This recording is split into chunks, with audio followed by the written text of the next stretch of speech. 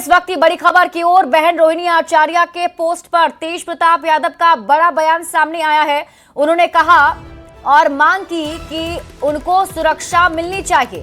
क्या स्थिति बनी है, हम ही सुरक्षित नहीं हैं। मुझ पर कब हमला हो जाए कोई नहीं जानता। हम लोग अपनी बहन के साथ खड़े हैं।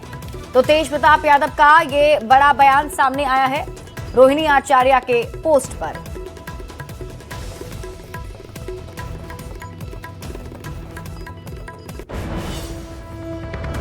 उन्होंने मांग किया है तो उनको सुरक्षा मिलना चाहिए। हमारी बड़ी बहन है। आप मानते हैं बेटियां बिहार में सुरक्षित नहीं है? तो अभी क्या स्थिति बनी हुई है, सुरक्षित कहाँ है? हम ही खुद सुरक्षित नहीं हैं। कब कहाँ मेरे ऊपर हमला हो जाए कोई नहीं जानता है। लगातार सीएम से भी मांग करे, आपने कहा भी था मैं अपनी बहन के साथ खड़ा रहूंगा किसी भी परिस्थिति में। तो हम तो खड़े ही हैं अपनी बहन के साथ। बिहार में नई सरकार के गठन के बाद से लगातार लोगों के हित में काम किए जा रहे हैं और इसी कड़ी में अब भागलपुर को जल्द ही ट्रैफिक की समस्या से निजात मिलेगा। जिला प्रशासन ने बाईपास थाना के पास रिक्शाडीह में करीबन 2 एकड़ जमीन पर नया अस्थायी बस स्टैंड का निर्माण कराया जा रहा है, जहां सभी प्रकार के वाहनों का ठहराव होगा। साथ ही यात्रियों को जरूरी सुविधाएं उपलब्ध कराई जाएंगी। नए बस स्टैंड के काम का जायजा लिया है न्यूज 18 संवाददाता विकास कुमार सिंह ने। वासियों को जाम की समस्या से निजात दिलाने के लिए भागलपुर जिला प्रशासन ने पहल की है।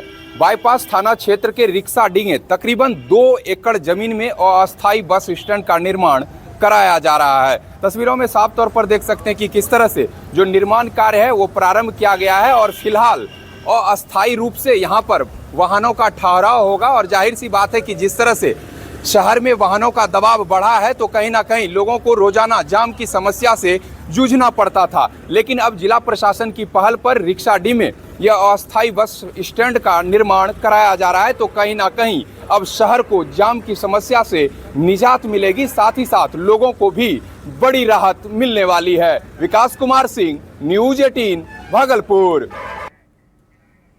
बिहार के रेल यात्रियों को रेल मंत्रालय की तरफ से नई सौगात मिलने जा रही है। ईसीआर की तरफ से मिली जानकारी के मुताबिक अगले साल जनवरी महीने में देश की पहली स्लीपर वंदे भारत ट्रेन की शुरुआत होने जा रही है। ये ट्रेन दिल्ली से पटना के बीच यात्रियों को सुखद एहसास के साथ आरामदायक यात्रा पूरी करवाएगी।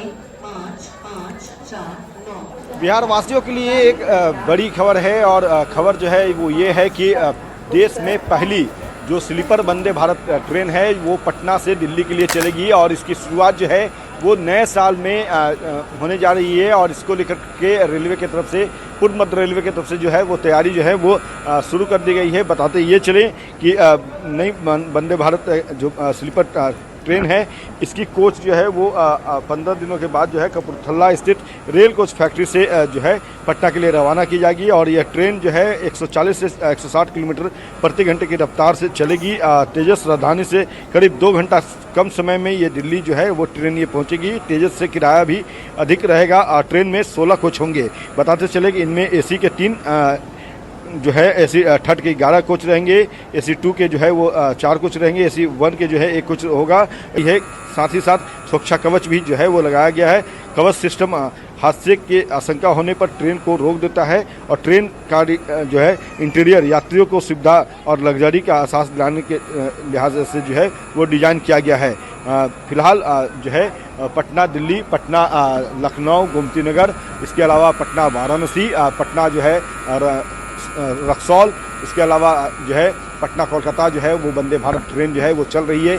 लेकिन बात अगर हम स्लीपर वंदे भारत की करें तो पहली ट्रेन जो है वो नए साल में सौगात के तौर पे रेलवे की तरफ से शुरू किया जाएगा। और इसकी शुरुआत सबसे पहले ये जो स्लीपर ट्रेन होगी वंदे भारत वो पटना से शुरू होगी। दिल्ली के लिए ये जो है रफ्तार भरती हुई नजर आएगी। तो फिलहाल यात्रियों को थोड़ी जो है इंतजार भी करना पड़ेगा नई वंदे भारत एक्सप्रेस ट्रेन की।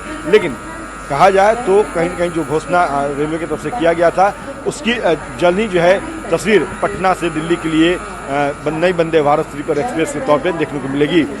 अमित कुमार, न्यूज 18 पटना।